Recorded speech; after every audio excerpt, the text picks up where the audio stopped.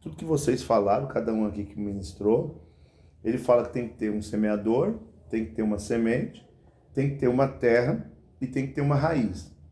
Então, presta atenção, pode soltar aí, Marcos, a gente vai falando. Ali está a semente. A nossa maior dificuldade em semear é exatamente essa. Percebe que o semeador saiu a semear. Então, a função dele, a função do semeador é semear. Agora, olhe, está acontecendo ali um processo, porque a semente está debaixo da terra. Não está na vista do semeador. Só que perceba que antes de subir dessa flor, dessa árvore, começar a crescer, olha para baixo. Ali é o que? É exatamente nesse texto que Jesus fala que as outras sementes não produziram, ó, do lado esquerdo ali. Porque ela não tinha o quê? Não tinha raiz. É aquela parte que ela vai se aprofundando, tanto para baixo quanto para os lados. Por que que a gente, muitas vezes, a gente desanima, né? A gente entende que nós somos semeador, só que muitas vezes a gente diz assim, não está valendo a pena. Às vezes você está aconselhando alguém, ou até mesmo isso ocorre dentro da nossa casa. Quantas vezes a gente, como semeador, fala assim, eu estou falando, parece que entra num ouvido e sai no outro. Ou você está evangelizando alguém, ou está dando um conselho.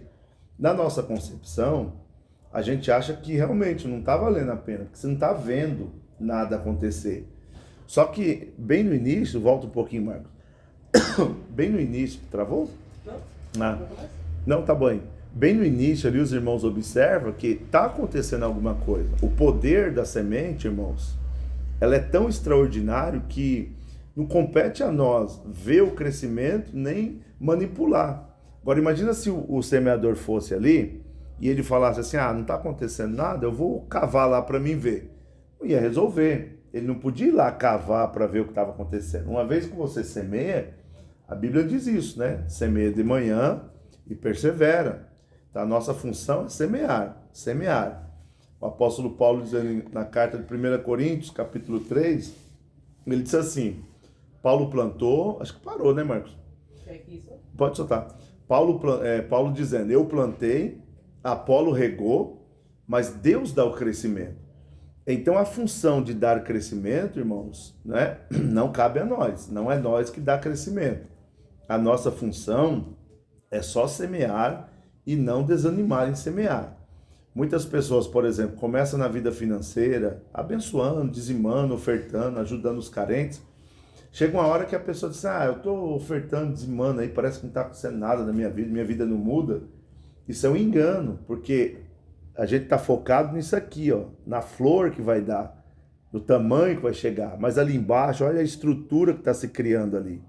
Então essa semente, isso ocorre em todas as áreas da nossa vida. Por exemplo, quantas vezes a gente parou de orar porque a gente acha que não está acontecendo nada? Vou semear, mas não, eu estou orando, parece que Deus não me ouve. Não. A Bíblia diz que os ouvidos do Senhor, ele não está tampado, nem a mão do Senhor encolhida. Deus só não nos respondeu, mas que ele ouve, ele ouve. Toda oração Deus ouve. Então, irmãos, essa reflexão eu queria trazer para vocês observar. Quando vocês sentirem-se desanimados, lembre dessa imagem. Lembre que em um mundo invisível está criando raiz. E quanto mais perseverante você for, seja no financeiro, seja no seu relacionamento, no seu casamento, seja no seu relacionamento com Deus, sempre que você querer desistir, você lembra disso. Em algum lugar invisível, que é ali naquela terra, olha o que está acontecendo. Gente, pode ter certeza, vai chegar uma hora que esse negócio aqui vai explodir para cima. Olha o que vai acontecer. Vai se tornar uma árvore grande, bonita, frondosa e frutífera. Por isso que nós não podemos desanimar.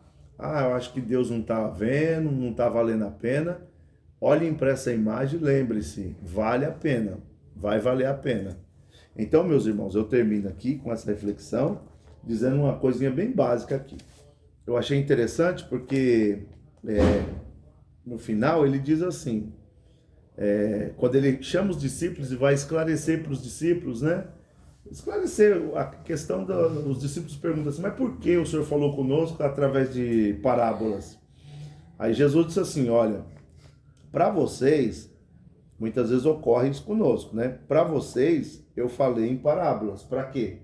Tipo um código. A parábola era um código. Jesus não queria que os demais compreendesse o que foi falado. E aí ele usa Isaías, ele diz assim, ó, vai se cumprir o que Isaías disse. Ouvindo ouvireis, mas não compreendereis. E vendo vereis, mas não percebereis. Parece que é um negócio meio confuso, né? Como assim? A pessoa vê e não enxerga, ouve e não compreende. Aí ele dá a resposta no verso 15. Porque o coração desse povo está endurecido.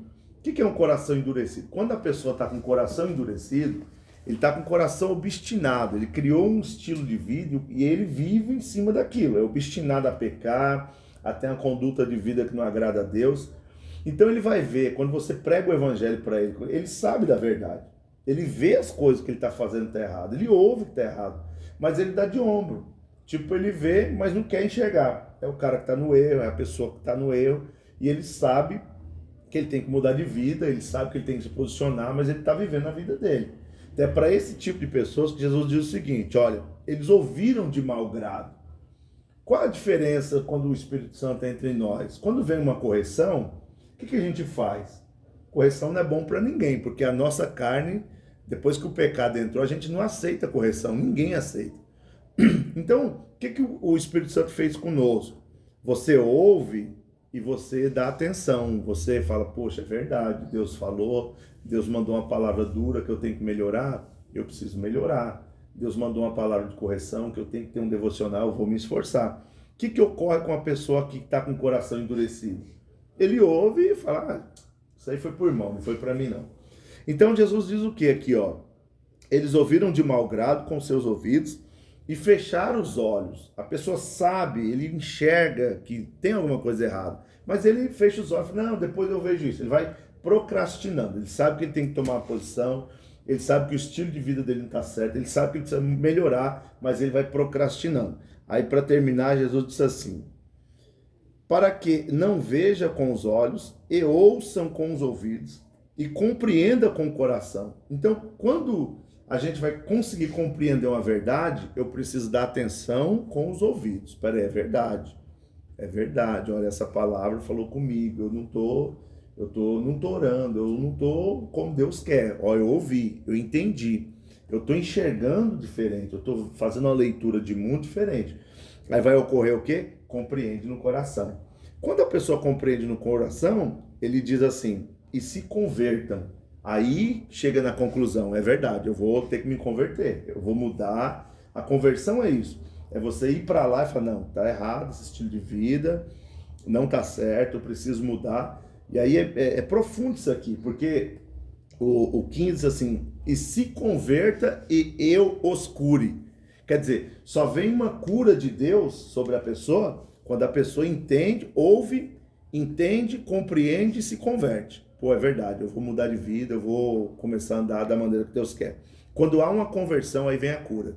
Porque Deus não pode derramar uma cura em um coração que não se arrepende. O arrependimento é a única forma para limpar os nossos pecados.